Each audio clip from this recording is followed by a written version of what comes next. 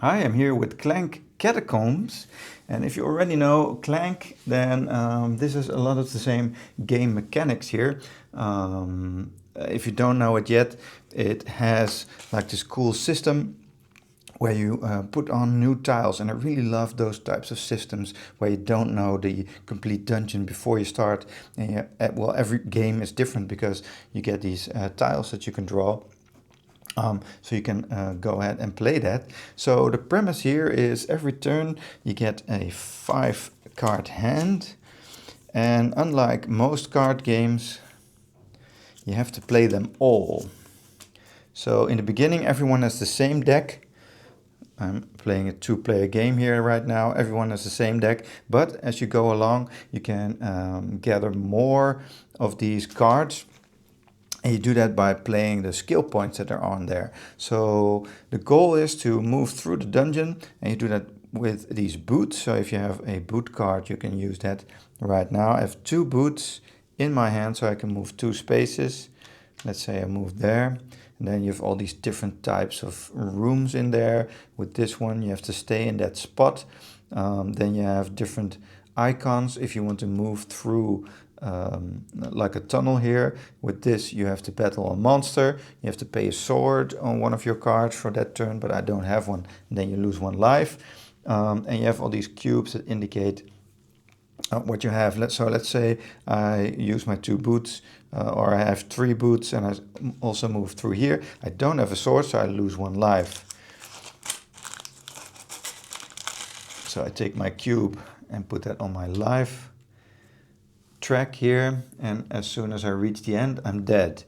And I have to gather all of these treasures, at least 1 artifact. That's a special treasure. You have a lot of treasures here that you can gather. You can gather coins, you can gather lockpicks that you need. That could also be on the map here, or to free some prisoners. So you have the prisoners here to grant you things. You have these question marks that grant you things. And then you have all these cards. So there's a lot going on here. It's a little bit difficult to understand in the beginning, but the premise is pretty cool. You move through the dungeon, and as soon as you move through one of these tunnels, you get a card, and you can place it any way you want on the board. So it gets larger, the dungeon gets larger and larger as you go along. Now these first few are purple. They are the safe dungeon spaces. You can safely move around there, but if you move outside of these safe dungeon tiles and go into these deeper tiles, then monsters can appear, and you could die. So it's a bit of a balance in how far you're going into the catacombs to gather all of these treasures, to score points and win. And if you want to go back and end your game with fewer points, but still with your life. So I'm going here, and now I have here a question mark token. So I gather that, and I have this boot potion right here. So I can also use that in my turn if I'd like. So I can move an extra space. So it's pretty cool. So those are the additions that you get here. And they also call this a deck builder game. And that's because you start with this base deck.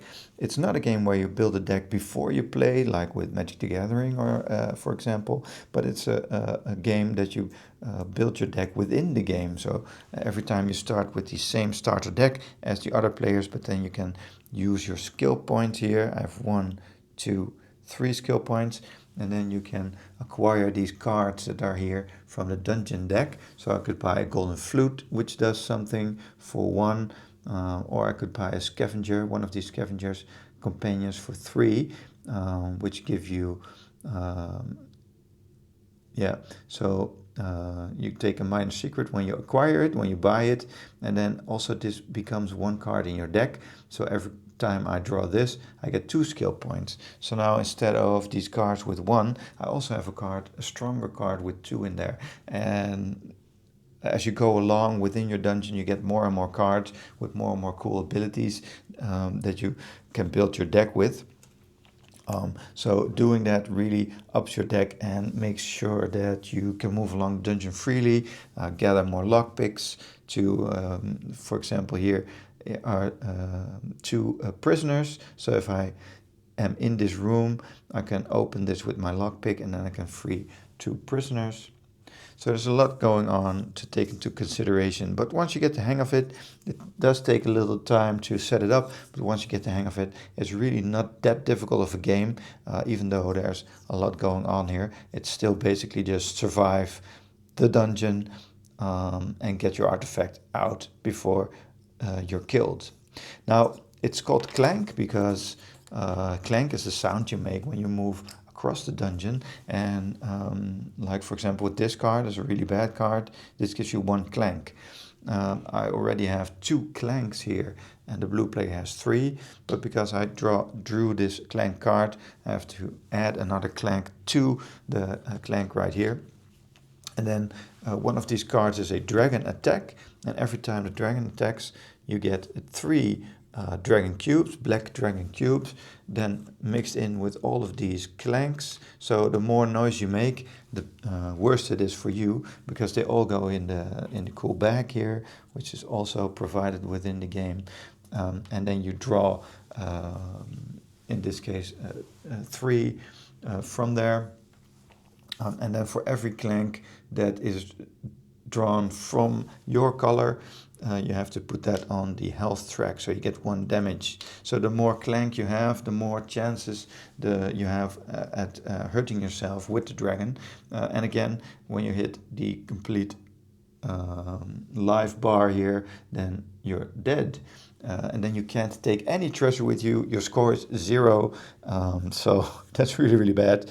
I've scored a lot of zeros playing this because, well, it's a little bit of a risk-reward thing here, and it's also more fun to just take a little risk and try to go for that really, really cool treasure. So a lot of cool game mechanics here, especially with the tiles. I love games that use this, and this one does it very, very well, so I really recommend.